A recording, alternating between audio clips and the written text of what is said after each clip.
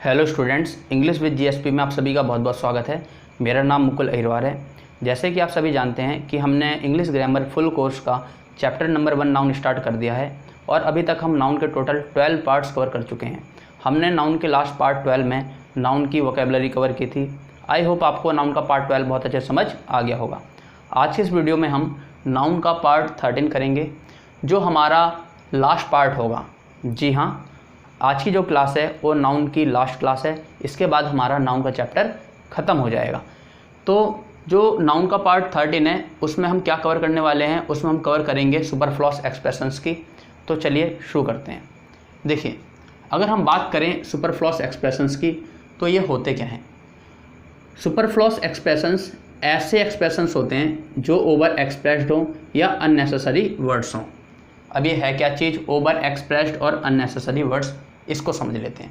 देखिए, जब भी सेंटेंस में हम ऐसे वर्ड्स का यूज़ करते हैं जिनकी सेंटेंस में ज़रूरत नहीं होती, फिर भी हम उनको ज़बरदस्ती यूज़ करे जा रहे हैं, ऐसे वर्ड्स हमारे सुपरफ्लूस एक्सप्रेशंस कहलाते हैं। मतलब बिना मतलब के जब हम किसी सेंटेंस में कोई वर्ड घुसाते जा रहे हैं उसको भाई हम सुपरफ्लूस एक्सप्रेशंस कहते हैं। ये इतनी सी बात समझ लीजिए। चलिए, इसी बात को अब मैं आपको एक रियल एग्जाम्पल के थ्रू समझा देता हूँ। एक बार क्या हुआ कि मुझे दिल्ली जाना था किसी फंक्शन में, लेकिन मुझे जो बैंकेट हॉल की लोकेशन थी वो मिल नहीं रही थी। तो मैंने क्या किया, मैंने एक रिक्शे वाले भाई साहब की मदद ली और उनसे पूछा, भाई साहब क्या आप मुझे इस बैंकेट हॉल का रास्ता बता सकते हैं। तो उन्होंने मुझसे कहा कि भाई साहब आप यहाँ से सीधा स्ट्रेट चले जाइए और फिर सीधे हाथ पर राइट मुड़ जाना। क्या कहा उन्होंने कि भाई साहब आप यहाँ से सीधा स्ट्रेट चले जाइए और फिर सीधे हाथ पर राइट मुड़ जाना। ज़रा सोचिए, क्या इस तरीके से एड्रेस को बताना सही था? क्या जिस तरीके से उन्होंने मुझे एड्रेस बताया क्या वो तरीका सही था? जी नहीं, बिल्कुल भी सही नहीं था। उन्होंने क्या किया, उन्होंने सीधा और स्ट्रेट दोनों बातों का जब मतलब एक ही होता है, फिर भी उन्होंने सीधा और स्ट्रेट दोनों बातों को एक ही वर्ड में, एक ही सेंटेंस में यूज़ किया। या तो मुझे ये बोलते कि भाई साहब आप यहाँ से सीधा चले जाइए, या वो मुझे इस तरीके से बोलते भाई साहब आप यहाँ से स्ट्रेट चले जाइए। लेकिन उन्होंने क्या किया, उन्होंने ये किया कि अलग अलग ना बोलकर दोनों ही लैंग्वेज को एक ही सेंटेंस में बोल दिया जिनका मतलब सेम टू सेम था, जबकि वहाँ पर दोनों को यूज़ करना ज़रूरी नहीं था। अगर वो एक ही लैंग्वेज में मुझे बता देते तब भी मुझे समझ आ जाता। लेकिन होता क्या है, आप कभी किसी से एड्रेस पूछना, वो आपको इसी तरीके से एड्रेस बताएगा कि भाई साहब आप यहाँ से बिल्कुल सीधा स्ट्रेट चले जाइए, फिर उल्टे हाथ पर लेफ़्ट मुड़ जाना। आपको सुनने में तो बहुत अच्छा लगेगा, लेकिन जो उनके बताने का तरीका है वो एकदम गलत है, क्योंकि उन्होंने अपने सेंटेंस में ऐसे एक्सप्रेशंस, ऐसे वर्ड्स का यूज़ किया है जिनकी सेंटेंस में ज़रूरत थी ही नहीं। तो आई होप आपको सुपरफ्लूस एक्सप्रेशंस बहुत अच्छे समझ आ गए होंगे कि भाई सुपरफ्लूस एक्सप्रेशंस होते क्या हैं। अब हम यहाँ पर कुछ एग्जांपल्स देखेंगे सुपरफ्लूस एक्सप्रेशंस के, जो हम अपनी डेली लाइफ में गलत तरीके से बोलते हैं। तो चलिए स्टार्ट करते हैं। तो यहाँ पर मैंने टॉप 20 सुपरफ्लूस एक्सप्रेशंस को लिख लिया है जो हम अपने डेली लाइफ में बहुत गलत तरीके से यूज़ करते हैं। अब ये गलत किस तरीके से हैं, इनको चलिए समझ लेते हैं। सबसे पहला है हमारा रिस्पेक्टेड सर या रिस्पेक्टेड मैडम। हम बचपन से एप्लीकेशन लिखते हुए आ रहे हैं और हर एप्लीकेशन में हम ये जो फ्रेज़ है ये लिखते आ रहे हैं, रिस्पेक्टेड सर या रिस्पेक्टेड मैडम। लेकिन मैं आपको यहाँ पर बता दूँ कि सर या मैडम के साथ रिस्पेक्टेड वर्ड नहीं आता। ये रिस्पेक्टेड वर्ड इसलिए नहीं आता क्योंकि सर और मैडम ये जो वर्ड्स हैं ये अपने आप में ही रिस्पेक्ट शो करते हैं। जब भी हम किसी को सर या मैडम कहते हैं तो इसका मतलब यही है कि हम उनको रिस्पेक्ट दे रहे हैं। तो भाई डबल रिस्पेक्ट देना सेहत के लिए हानिकारक है। हमारा अगला फ्रेज़ है कज़न सिस्टर या कज़न ब्रदर। देखिए, जब भी हम अपने चचेरे भाई या चचेरी बहन के बारे में कोई बात करते हैं तो हम जनरली ये फ्रेज़ जो है कज़न सिस्टर या कज़न ब्रदर यूज़ करते हैं। लेकिन मैं आपको यहाँ पर एक चीज़ बता दूँ कि कज़न के साथ सिस्टर या ब्रदर नहीं आता। कज़न के साथ सिस्टर या ब्रदर नहीं आता। क्यों नहीं आता? क्योंकि कज़न का मतलब ही होता है, कज़न का मतलब क्या होता है, चचेरा भाई। थोड़ी हिंदी का यूज़ कर रहा हूँ ताकि आपको समझ आ जाए। या चचेरी बहन, चचेरी बहन। कज़न का मतलब मैंने क्या बताया, चचेरा भाई या चचेरी बहन। तो भाई जब यहाँ पर चचेरा भाई, यहाँ पर भाई इंक्लूड है, ब्रदर इंक्लूड है, और यहाँ पर बहन इंक्लूड है, तो भाई अलग से सिस्टर ब्रदर लगाने की क्या ज़रूरत है। हमारा अगला फ्रेज़ है ATM मशीन। अब ज़रा सोचिए कि जो ये वाला फ्रेज़ है ATM मशीन, ये आप अपने डेली लाइफ में कितने बार बोल चुके हैं। बहुत बार बोल चुके हैं, लेकिन मैं आपको यहाँ पर बता दूँ कि ATM के साथ मशीन वर्ड नहीं आता। ATM के साथ मशीन वर्ड नहीं आता। अब ये क्यों नहीं आता ये देख लेते हैं। देखिए, अगर मैं बात करूँ ATM की फुल फॉर्म की, तो इसकी फुल फॉर्म होती है automated teller machine. Automated teller machine. तो भाई जब इसकी शॉर्ट फॉर्म में ही मशीन वर्ड छुपा हुआ है, तो हम अलग से मशीन वर्ड क्यों यूज़ करें, है ना। ज़रा पढ़ के देखिए, ऑटोमेटिक टेलर मशीन, मशीन क्या इस तरीके से इस शब्द को पढ़ेंगे? बिल्कुल नहीं। तो भाई अगली बार से आप सिर्फ और सिर्फ ATM वर्ड ही बोलें, ATM के साथ मशीन वर्ड का उपयोग ना करें। चलिए अगला देखते हैं। अगला है हमारा ओल्ड या पास्ट हिस्ट्री। तो मैं आपको यहाँ पर बता दूँ कि जो हमारी हिस्ट्री होती है वो ना तो कभी ओल्ड होती है और ना ही कभी वो पास्ट में होती है, ठीक है भाई। लेकिन होती क्या है, उसके लिए एक वर्ड है एंशिएंट। एंशिएंट मतलब प्राचीन इतिहास, ठीक है भाई। एंशिएंट मतलब प्राचीन और हिस्ट्री मतलब इतिहास। तो हमारा जो इतिहास होता है वो प्राचीन होता है, कभी कभी वो ओल्ड या पास्ट नहीं होता। इसीलिए जो हमारी बुक्स होती हैं उसमें कभी पुराना इतिहास नहीं लिखा होता, उसमें हमेशा प्राचीन इतिहास लिखा होता है। क्लियर। तो हिस्ट्री के साथ हमेशा एंशिएंट वर्ड यूज़ होगा। चलिए अगला देखते हैं। अगला फ्रेज़ है हमारा रियल स्टोरी। क्या है हमारा? Real story. तो यहाँ पर मैं आपको एक चीज़ बताऊँ कि जो हमारी स्टोरी होती है वो कभी रियल नहीं होती, ठीक है। स्टोरी क्योंकि हमारी कभी रियल नहीं होती, वो काल्पनिक होती है, झूठी होती है। लेकिन हम अपने डेली लाइफ में इस फ्रेज़ को बहुत ज़्यादा यूज़ करते हैं। लेकिन जो हमारी स्टोरी होती है तो भाई रियल होती नहीं। रियल नहीं होती तो कैसी होती है? वो होती है हमारी फिक्टिटियस, फिक्टिटियस, ठीक है। तो अब कभी भी आप रियल स्टोरी ना बोलें, सिर्फ और सिर्फ स्टोरी बोलें। चलिए अगला फ्रेज़ देखते हैं। अगला फ्रेज़ है हमारा बर्थडे डेट। जब भी हमें किसी से उसके जन्मदिन की तारीख पूछनी होती है तो हम जनरली ये बोलते हैं भाई अपनी बर्थडे डेट बता क्या है ना। लेकिन मैं आपको यहाँ पर बता दूँ कि बर्थडे डेट ये बोलना गलत है। जो हमारा सही होता है, जो हमारा सही होता है वो क्या होता है? Date of birth, date of birth. इसलिए जो हमारे फॉर्म्स वगैरह होते हैं स्कूल के या गवर्नमेंट जॉब के कहीं के भी, तो उसमें बर्थडे डेट नहीं लिखते, उस फॉर्म में डेट ऑफ बर्थ लिखते हैं, ठीक है। तो अब से जब भी आपको किसी की डेट ऑफ बर्थ पूछनी है तो आप बर्थडे डेट ना बोलें, डेट ऑफ बर्थ बोलें, ठीक है। चलिए अगला देखते हैं। अगला है हमारा लेटेस्ट अपडेट। क्या है? Latest update. ज़रा सोचिए, थोड़ा माइंड पर जोर लगाइए और ये सोचिए कि इस वर्ड को आप अपने डेली लाइफ में कहाँ सुनते हैं, सबसे ज़्यादा इसको कहाँ सुनते हैं? जी हाँ, बिल्कुल सही सोचा आपने। सबसे ज़्यादा हम इस वर्ड को, इस फ्रेज़ को न्यूज़ चैनल्स पर सुनते हैं, ठीक है। वो क्या कहते हैं कि अभी अभी लेटेस्ट अपडेट आई है कि ये हो गया। क्या आई है भाई? लेटेस्ट अपडेट, अभी अभी की ताज़ा खबर ये है। तो भाई अभी अभी की है तो ताज़ा ही होगी, बासी तो होगी नहीं, है ना। तो जो अपडेट होती है ना, जो अपडेट होती है वो हमेशा लेटेस्ट ही होता है। जो अपडेट होता है, ठीक है, वो हमेशा अपने आप में ही क्या होता है भाई? लेटेस्ट ही होता है। तो अपडेट के साथ लेटेस्ट वर्ड यूज़ नहीं होगा। क्लियर। जैसे आपके मोबाइल का अपडेट आता है तो भाई वो लेटेस्ट वर्जन ही तो आता है, ऐसा तो नहीं भाई लेटेस्ट अपडेट आई है, अपडेट आती है मोबाइल की। क्लियर। तो अब से आप लेटेस्ट अपडेट ना बोलें, सिर्फ और सिर्फ अपडेट बोलें। चलिए अगला देखते हैं। अगला है हमारा अकॉर्डिंग टू मी। जब भी हमें ये बोलना होता है कि भाई मेरे हिसाब से, है ना, मेरे हिसाब से ये होना चाहिए या मेरे हिसाब से ये है, तो हम जनरली क्या वर्ड यूज़ करते हैं, क्या फ्रेज़ यूज़ करते हैं? According to me. जो भाई एकदम गलत होता है, ठीक है, एकदम गलत होता है। सही क्या होता है? सही होता है इन my opinion, in my opinion. क्यों? क्योंकि अकॉर्डिंग जो वर्ड होता है, अकॉर्डिंग वर्ड वहाँ पर यूज़ किया जाता है जहाँ पर हमारे पास कुछ प्रूफ हो। जैसे अगर मैं आपको ये सुपरफ्लूअस एक्सप्रेशन ये टॉपिक पढ़ा रहा हूँ तो इसका एक प्रूफ है कि भाई ये टॉपिक जो है ये किसी ना किसी बुक में दिया हुआ है, ये किसी ना किसी ने लिखा हुआ है, किसी ना किसी ग्रामेटिशियन ने इसको बिल्कुल प्रूफ किया हुआ है, इसका एक प्रूफ है। तो अगर आप ये पूछे भाई कि आप ये सर आप ये सुपरफ्लूअस एक्सप्रेशन किसके अकॉर्डिंग करा रहे हैं, तो मैं बता सकता हूँ अकॉर्डिंग टू इस बुक, है ना। मैं इसमें ये नहीं बोल सकता अकॉर्डिंग टू मी कि भाई मैं अपने हिसाब से करा रहा हूँ। आप कुछ प्रूफ तो दीजिए, आप अपने हिसाब से ऐसे कैसे करा सकते हैं, है ना। तो भाई जब भी हमें अपने हिसाब से कुछ बात रखनी होती है तो इन माई ओपिनियन होता है या इन माई पॉइंट ऑफ व्यू। क्या होता है भाई? इन माई पॉइंट ऑफ व्यू। ये दो हमारे फ्रेजेस होते हैं, ठीक है। और भी फ्रेजेस होते हैं लेकिन मैं आपको बेसिक बता रहा हूँ। तो भाई अकॉर्डिंग टू मी ना बोलें, इन माई ओपिनियन बोलें। चलिए अगला देखते हैं।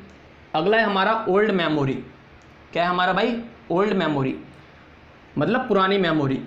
इसका अगर हम देखें तो इसका मतलब बनेगा पुरानी मेमोरी। तो आपको एक चीज़ बता दूं कि जो हमारी मेमोरी होती है वो ओल्ड ही होती है, मतलब हमारी जो यादें होती हैं ना वो पास्ट की होती हैं, वो यादें ही होती हैं, है ना, वो पुरानी ही होती हैं। तो भाई जब मेमोरी का मतलब ये है कि भाई पुरानी याद है तो उसके साथ ओल्ड वर्ड लगाने की क्या ज़रूरत है।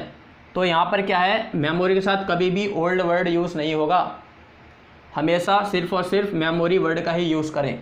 चलिए अगला देखते हैं। अगला फ्रेज़ है हमारा फ्री गिफ्ट। क्या है? Free gift. अब ये फ्रेज़ जो है ये आपने शोरूम हो गए, हमारे मॉल्स हो गए, है ना, और जो हमारी शॉप्स होती हैं वहाँ पर आपने पता नहीं कितने बार इसको देखा होगा कि भाई फ्री गिफ्ट, आप ये परचेस करिए, इसमें आपको ये फ्री गिफ्ट मिलेगा। तो भाई जो हमारा गिफ्ट होता है वो पहले से ही फ्री होता है। हमारा जो गिफ्ट होता है, गिफ्ट के कभी पैसे लगते हैं? मान लीजिए आपका बर्थडे है, आपका फ्रेंड आपके लिए गिफ्ट लेके आया, तो क्या उसके पैसे लेता है वो? नहीं लेता ना। तो भाई जो गिफ्ट होता है ऑटोमेटिक, ये हमें पहले से ही पता है गिफ्ट तो हमेशा फ्री होता है। तो फ्री जब पहले से ही है ये गिफ्ट तो उसके साथ फ्री वर्ड यूज़ क्यों करें? तो भाई अब से आप गिफ्ट के साथ फ्री वर्ड यूज़ ना करें, सिर्फ और सिर्फ गिफ्ट बोलें। चलिए अगला देखते हैं। अगला है हमारा एडवांस नोटिस। क्या है हमारा? Advance notice. तो भाई यहाँ पर मैं आपको एक बात बता दूँ कि जो हमारा नोटिस होता है वो एडवांस में ही दिया जाता है। मान लीजिए अगर हम स्कूल के नोटिस की बात करें कि हमारे स्कूल में एक जीके कंपटीशन होना है 25 तारीख को, तो वो 25 तारीख के बाद नोटिस नहीं आएगा, वो 20 तारीख को या 15 तारीख को, मतलब 25 तारीख से पहले ही नोटिस आ जाएगा। तो जब उससे पहले ही नोटिस आ जाएगा उस तारीख को, जिस तारीख को कंपटीशन होना है, तो मतलब एडवांस में ही आ रहा है। तो भाई नोटिस के साथ एडवांस वर्ड यूज़ नहीं होता। क्लियर? अगला देखते हैं। अगला है हमारा ओल्ड रिकॉर्ड। तो भाई जो रिकॉर्ड होते हैं वो ओल्ड ही होते हैं, तो रिकॉर्ड के साथ ओल्ड वर्ड यूज़ करना उचित नहीं है। अगला है हमारा सम टोटल। तो भाई जो सम करने का मतलब ही होता है कि भाई उसको जोड़ दो, और टोटल का भी मतलब होता है जोड़ दो। तो भाई ये दोनों वर्ड एक साथ नहीं आएंगे, या तो सम यूज़ करो या टोटल यूज़ करो। इतनी बात समझ में आ गई? चलिए अगला देखते हैं। अगला है हमारा रेगुलर सीरीज़। तो भाई आप सभी जानते हैं जो सीरीज़ होती है ना वो एक कंटिन्यू होती है। सीरीज़ कैसी होती है भाई? कंटिन्यू होती है ना, कि पार्ट 1, पार्ट 2, पार्ट 3 इस तरीके से आ गया, या 1 2 3 4 5 6 ये हमारी सीरीज़ होती है। मतलब एक नंबर लाइन पे जो है वो चलता रहे, तो हमारी वो क्या होती है भाई? सीरीज़। तो सीरीज़ हमारी कंटिन्यू होती है। कंटिन्यू मतलब वो होती है रेगुलर होती है। तो कहने का मतलब जो हमारी सीरीज़ कंटिन्यू है, और सीरीज़ का मतलब यही है कि भाई रेगुलर बेस पे होता रहे, तो उसके साथ रेगुलर वर्ड यूज़ करना जो है वो गलत है। ठीक है, उसके साथ रेगुलर वर्ड यूज़ करना गलत है, इसलिए सीरीज़ के साथ कभी भी रेगुलर नहीं आएगा। सिर्फ और सिर्फ हम सीरीज़ बोलेंगे, रेगुलर सीरीज़ नहीं बोलेंगे। उम्मीद करता हूँ कि आपको ये सारी चीज़ें अच्छे से समझ आ रही होंगी। चलिए अगला देखते हैं। अगला है हमारा बेसिक फंडामेंटल्स। क्या है हमारा? Basic fundamentals. देखिए जब हम छोटे थे तो हमारी एक बुक आती थी जिसका नाम था बेसिक फंडामेंटल्स ऑफ मैथमेटिक्स। क्या था? Basic fundamentals of mathematics. लेकिन जैसे जैसे हम बड़े होते गए तो हमें एक चीज़ समझ आ गई कि फंडामेंटल्स के साथ बेसिक वर्ड नहीं आता। फंडामेंटल्स के साथ बेसिक वर्ड यूज़ करना गलत है, सुपरफ्लॉस है। क्यों है? क्योंकि जो फंडामेंटल्स होते हैं ना, इसका मतलब यही होता है कि वो हमें बेसिक सिखा रहा है। समझ रहे हो आप? फंडामेंटल्स का मतलब ये होता है कि बेसिक नॉलेज, किसी भी चीज़ की बेसिक नॉलेज। तो किसी भी चीज़ की जो बेसिक नॉलेज होती है ना वो फंडामेंटल्स होते हैं। तो भाई जब फंडामेंटल्स खुद अपने आप में बेसिक नॉलेज को शो कर रहा है तो भाई उसके साथ हम बेसिक वर्ड को क्यों लगाएं, है ना? तो फंडामेंटल्स के साथ बेसिक वर्ड नहीं आएगा। तो अब से आप सिर्फ और सिर्फ फंडामेंटल्स बोलें, बेसिक फंडामेंटल्स ना बोलें। चलिए अगला देखते हैं। अगला है हमारा ब्रीफ समरी। Brief summary. तो भाई समरी का मतलब होता क्या है? समरी का मतलब ये होता है कि जो हमारा चैप्टर है या हमारा जो आर्टिकल है उसको पढ़ने के बाद जो हमें मोटी मोटी चीज़ें और जो इम्पोर्टेंट चीज़ें हमें समझ में आई उसको हम अपने शब्दों में एक छोटे रूप में, एक संक्षिप्त रूप में उसको शॉर्ट फॉर्म में लिख दें, है ना? यही तो होता है समरी। जैसा मैं मैडम क्या करती थी भाई, मैडम कहती थी कि ये चैप्टर पढ़ लो, उसकी समरी लिख के लाना। तो हम क्या करते थे, चैप्टर को रीड करते थे और उसको एक छोटे रूप में अपने फॉर्मेट में जितना हमें समझ आया उस बेस पर हम उसको एक पैराग्राफ में लिख के ले आते थे। मतलब अगर स्टोरी इतनी बड़ी है तो हम उसको इतने में लिख के ले आते थे। तो भाई जब समरी का मतलब ही होता है कि उसको शॉर्ट में लिख के लाओ, उसको ब्रीफ में लिख के लाओ, ठीक है, तो उसके साथ ब्रीफ वर्ड को क्यों लिखें भाई, समझ रहे हो आप कि भाई जो ब्रीफ है उसका मतलब ही यही है कि भाई छोटे में लिखो, और जो समरी है उसका मतलब भी है कि भाई उसको शॉर्ट में लिखो। तो भाई जब समरी का मतलब ही ब्रीफ है, शॉर्ट है, तो उसके साथ ब्रीफ वर्ड लगाना उचित नहीं है, ठीक है। तो भाई ये गलत होता है, ब्रीफ समरी नहीं होती, सिर्फ और सिर्फ समरी होती है।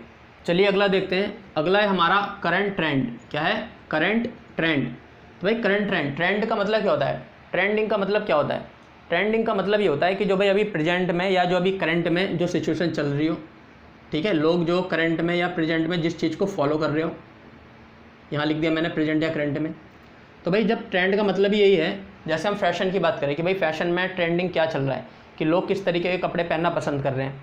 यूट्यूब की बात करते हैं कि भाई यूट्यूब पर अभी ट्रेंडिंग में क्या चल रहा है, कौन सी न्यूज़ ट्रेंडिंग पे चल रही है ना, कौन सा टॉपिक ट्रेंडिंग पे चल रहा है। तो भाई ट्रेंड का मतलब यही होता है कि प्रेजेंट में या करंट में क्या चीज़ जो है पॉपुलर है, तो इसीलिए ट्रेंड के साथ करंट वर्ड यूज़ नहीं होगा, ठीक है। तो खाली जो है ट्रेंड आप वर्ड यूज़ करेंगे, करंट ट्रेंड यूज़ नहीं करेंगे। चलिए अगला देखते हैं। अगला है हमारा सरप्राइज़ गिफ्ट। क्या है, सरप्राइज़ गिफ्ट। अब ज़रा सोचिए कि जो गिफ्ट होता है क्या कभी कोई बता के देता है कि भाई मैं ये गिफ्ट देने वाला हूँ, नहीं बताता ना, मतलब वो सरप्राइज़ ही होता है हमारे लिए, हमें पता नहीं होता कि भाई उसमें गिफ्ट में उसने दिया क्या है। तो जब वो गिफ्ट पहले से ही सरप्राइज़ है हमारे लिए, तो उसके साथ भाई सरप्राइज़ लगाने की क्या ज़रूरत है, तो गिफ्ट के साथ भाई सरप्राइज़ वर्ड यूज़ नहीं होगा। चलिए अगला देखते हैं। अगला है हमारा पर्सनल ओपिनियन। क्या है, पर्सनल ओपिनियन। जैसे कि मैं आपको यहाँ पर बता चुका हूँ कि जब भी हमें अपनी तरफ से अपने विचार रखने हो, अपने खुद के विचार रखने हो, तो हम वहाँ पर अपना ओपिनियन देते हैं, ठीक है। तो ओपिनियन का मतलब ही क्या होता है भाई, अपनी पर्सनल राय, है ना। ओपिनियन का मतलब ही क्या होता है भाई, अपनी पर्सनल राय। तो ओपिनियन के साथ हम पर्सनल वर्ड को यूज़ नहीं करेंगे। क्यों, क्योंकि ओपिनियन खुद ही यही होता है कि भाई हम अपनी पर्सनल सलाह दे रहे हैं, अपनी खुद की राय दे रहे हैं। तो हमारा पर्सनल ओपिनियन नहीं होता, सिर्फ और सिर्फ ओपिनियन होता है। चलिए लास्ट देखते हैं, फ्यूचर प्लानिंग। ये वर्ड, ये फ्रेज़ हम पता नहीं अपनी लाइफ में कितने बार यूज़ कर चुके हैं। प्लानिंग की अगर हम बात करें तो ये होता है थिंकिंग इन एडवांस। क्या होता है, थिंकिंग इन एडवांस, मतलब पहले से ही हम सोच लें, जो हमें करना है उसको हम पहले से सोच लें। जब पहले से ही सोच लें तो इसका मतलब ये है कि हम फ्यूचर को लेके सोचते हैं, ठीक है भाई। फ्यूचर को लेके हम प्लानिंग करते हैं, मतलब प्लानिंग होती ही फ्यूचर के लिए, पास्ट के लिए तो हम करेंगे नहीं कि भाई मुझे पास्ट में जाके ये करना है। हम करेंगे जो प्लानिंग करेंगे फ्यूचर के लिए ही तो करेंगे। तो भाई इसीलिए प्लानिंग के साथ फ्यूचर वर्ड नहीं आता, प्लानिंग के साथ फ्यूचर वर्ड नहीं आता। तो ये मैंने आपको कुछ बहुत ही ज़्यादा इंपॉर्टेंट सुपरफ्लूअस एक्सप्रेशंस कराए हैं जो हम अपने डेली लाइफ में बहुत ही ज़्यादा गलत तरीके से इस्तेमाल करते हुए आ रहे थे। उम्मीद करता हूँ अब से आप ये गलती नहीं करेंगे। ये था हमारा इंग्लिश ग्रामर फुल कोर्स का चैप्टर नंबर 1 नाउन, जो आज कंप्लीट हो चुका है। उम्मीद करता हूँ कि आपको ये चैप्टर बहुत अच्छे से समझ आ गया होगा। अगली वीडियो में हम इंग्लिश ग्रामर फुल कोर्स का चैप्टर नंबर 2 वह स्टार्ट करेंगे। तो चैनल पर इसी तरह बने रहें। अगर आपको वीडियोस पसंद आती हैं तो इनको अपने फ्रेंड सर्कल में शेयर करें। Thank you so much.